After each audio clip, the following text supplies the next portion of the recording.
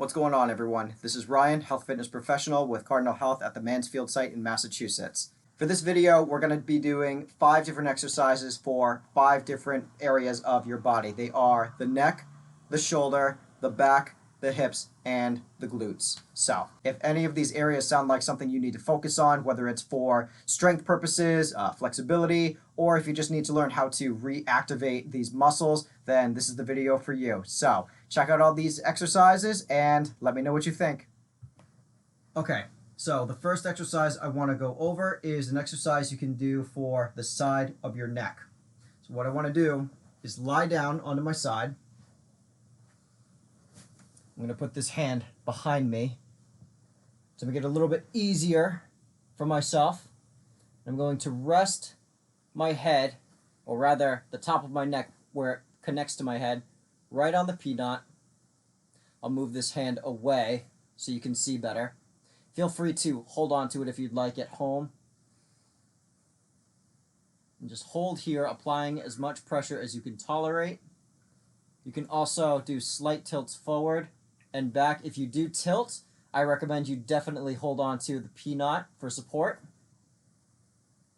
And this is a really good exercise you can try out for yourself if you ever feel like you have headaches in the morning, or if you ever feel like your head is about to fall off when you wake up first thing in the morning. This is a great way for you to activate those muscles that help support your head. Hold this for about 45 to 60 seconds if you can. And then you'll grab that PKnot and you'll move on to the other side. The next muscle I want to target is what's called the Coracobrachialis. Basically, it connects from the shoulder to the upper part of your arm, and it's right on the inside here. You can probably grab that yourself. So that's the muscle we're going to be focusing on. It's a muscle that really helps with a lot of pressing exercises, and it also helps with pull-ups. So, very similar to the last exercise, you're going to hold the PKnot like so, placing it right on the floor, and you're going to dig in just below the armpit. And a great way to activate different muscle fibers in this muscle is to simply lift your arm up and down like this. You don't have to do it on the floor like me. You can also do it on a table if it's more comfortable for you.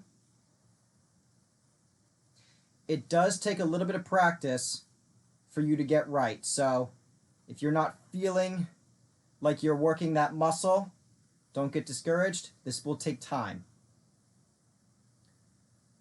Do this for about a minute and then move on to the other side. The next muscle is the Latissimus Dorsi, which is located right below your shoulder. It's the pull-up muscle. To activate that, what we're going to do is we're going to take the PKnot and we're going to bring it around that muscle. What I want to do is I'm going to lie on my side again, bringing this arm all the way out, and I'm applying pressure as much as I can tolerate onto the PKnot. There are multiple ways you can move, such as tilting forward and back. I definitely feel that more on my front side, personally. You can also inch yourself forward or back to get different muscle fibers activated. If anyone ever feels tight or they feel like they're just not activating this muscle as much as they should, this is the exercise for you at home. Work on that for about 2.5 minutes. I say 2.5 minutes because you're probably only going to be spending 30 seconds in one spot before you shift to another part of that muscle, whether that's a little higher or lower. So 2.5 minutes of this on one side, and then moving on to the other side. Moving on from side lying positions, we're going to hold the PKnot like so. Place it on the floor. And all we're going to do here is sit on the PKnot so that one end of the PKnot is on each cheek.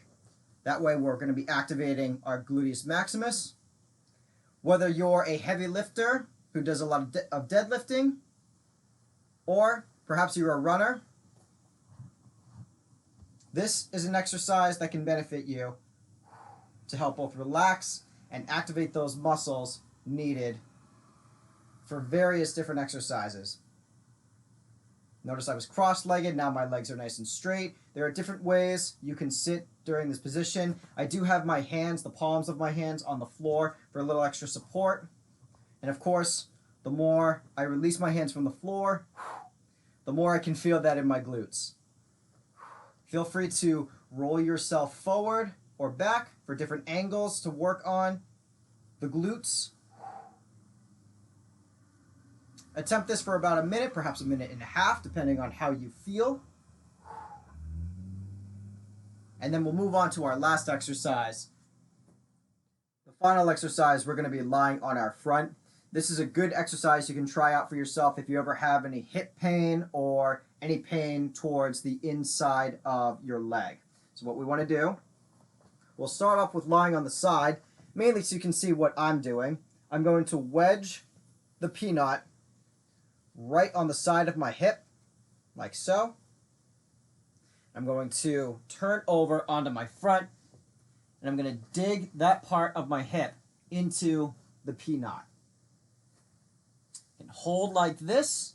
The other thing you can do is with movement, you can lift that foot up and down to rest. If you want to get a little bit more out of this exercise, what you can do is a straight leg raise. You'll want to lean into it a little bit from time to time so you can get different angles of this part of your hip. So if anyone at home is having issues with hip pain or, again, any issues on the inside of their leg, the inner thigh, this is the exercise for you to try at home. Do this for about a minute, perhaps a minute and a half, depending on how you're feeling. And then you move on to the other side. So that's it for today's video. Thank you so much for joining me. If you have any questions about PKnot, or if you want to try other surfaces related to PKnot, you can always try trigger point training, or you can always ask us personally with virtual personal training as well. Be sure to like this video, subscribe if you haven't already, and I will see you in the next workout. Have a good day, everyone.